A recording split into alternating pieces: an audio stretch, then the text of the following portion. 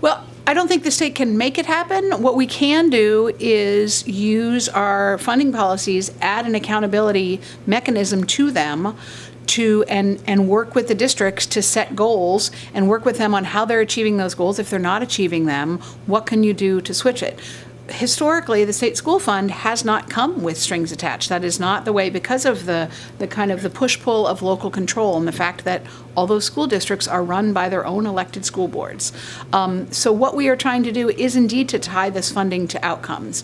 It's not just, let's put more money in the state school fund, you may notice. It is, how do we tie the outcomes that we heard about all across the state to the funding so that we can both be narrow. It's a very Measure 98 type idea, that here's the range of things we want you to focus on, figure out what is most important in your district, and what tools you're going to use to get there, and what measurements you're going to use to measure your success, and have that be an ongoing connection between the funding and your ability to do that.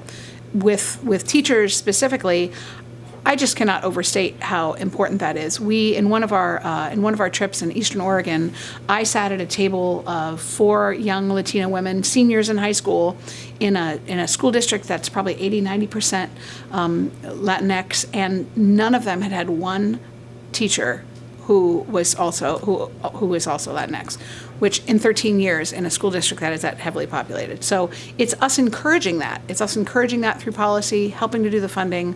That's the work we need to do. And we're in a special moment. Excuse me, just one second. And like, our aspirations have been there for a long time, and this is a time where we can say, what are those things we absolutely need to do as a state? And we're going to have an opportunity to provide a little bit more money to do that. On teacher workforce issues, we've been talking about diversity for a long time and how the importance of it is. And there's a lot of discussion about grow your own initiatives where folks in the community who maybe work in the schools but aren't teachers, who represent diverse populations, how do we move them into the teacher workforce?